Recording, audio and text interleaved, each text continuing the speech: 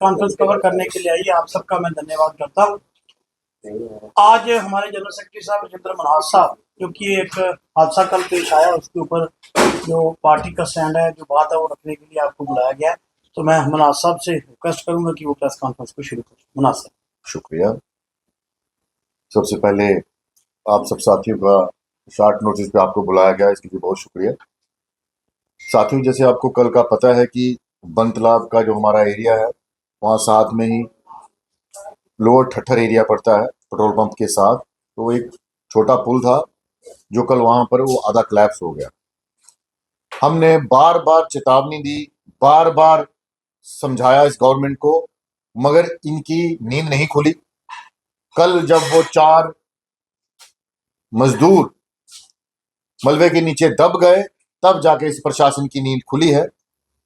Peoples democratic party का पहले भी स्टैंड था और हमने पहले भी प्रेस कॉन्फ्रेंस ब्रीफ करके बोला था कि अभी तो जो आने वाली बरसात है, अभी 1 महीना उसमें बचा है। और पिछली भी प्रेस कॉन्फ्रेंस में हमने बोला था कि जब तक जो पिछली फ्लड में डैमेज हुए हर एरिया, हर एक पुल, हर एक छोटा पुल, गवर्नमेंट का उसकी तरफ कोई ध्यान नहीं।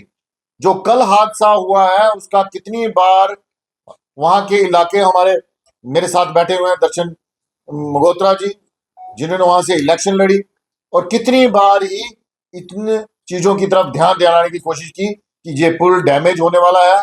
और उसके साथ उस एरिया के पहले भी वहां फ्लड आया था और वो इतना ज्यादा डैमेज हो चुका था, वो पता नहीं कैसे चल पा रहा था, क्योंकि वहां पर जो मेन पुल है वो एक वही पुल था जो कनेक्टिविटी कोट बलवाल और बंतलाब को जोड़ता है। इतनी आवाजाही होती है, खुदा ना खास्ता कल वहां से बस गिर जाती तो जो हम सुनते हैं कई बार कि अपना रामबन के एरिया में, डोडा भद्रवाह के एरिया में, तो आपको वो देखने को यही मिल जाता, क्योंकि उसकी नीचे गहराई कम से कम जो है वो 30 से 40 फुट है। और जिन लोग कम काम कर रहे थे वो उस 40 फुट के नीचे काम कर रहे थे, और जो पुल का हिस्सा टूटा है वो कम से कम 20 फुट से ज्यादा का एरिया है, जो नीचे मलबे के रूप में टूट के वो 40 फुट के ऊपर गिरा। और नीचे जो लोग काम कर रहे थे, मजदूर लोग और उनके साथ एक मिस्त्री, वो दब गए। और कल भी हम स्पॉट पे गए थे, मेरे सारे पीडीपी के जितने भी नेता वहां पर पहुंचे शॉर्ट नोटिस के ऊपर। और जब हमने वो हालात देखे, वो मंजर देखा नहीं जा रहा था कि कितने कितने बोल्डर उन लोगों के ऊपर पड़ गए। और ऊपर वाले की गनीमत रही कि एक जो उसमें से उनका मजदूर साथी था, तो मिस्त्री था, वो कैसे बच गया। वो 2.5 घंटे के बाद मैं वहां खड़ा था। 2.5 घंटे के बाद वहां पहले जेसीबीज आए, उसके बाद क्रेन आई, और क्रेन के बाद जब मलबा उठाया गया तो वो जिंदा आदमी नीचे से निकला, चोट वो जिंदा निकला। मगर देर रात तक 2 बजे के जाकर जो 3 शव वहां से बरामद हुए, बड़ा दुखदाई वो दृश्य था जो हम लोगों ने कल देखा। मगर इस गवर्नमेंट की नींद नहीं खुल रही।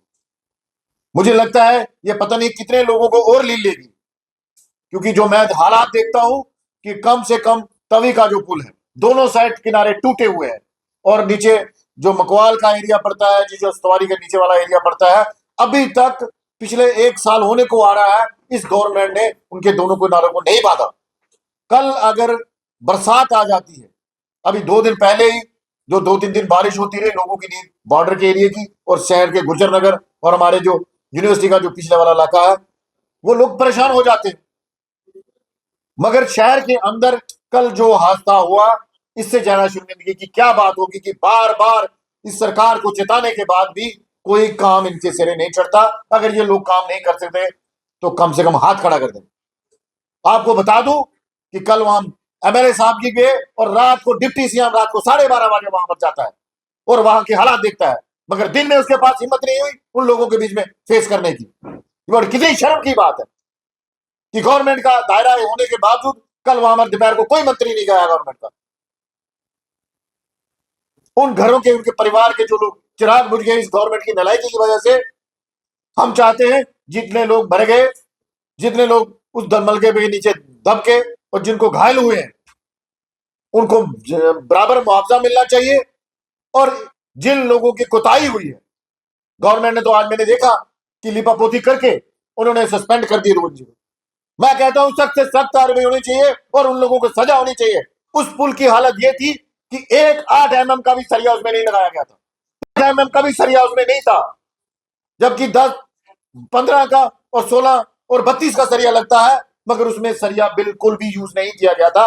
वो पुल कैसे खड़ा था ये ऊपर वाला ही जाने।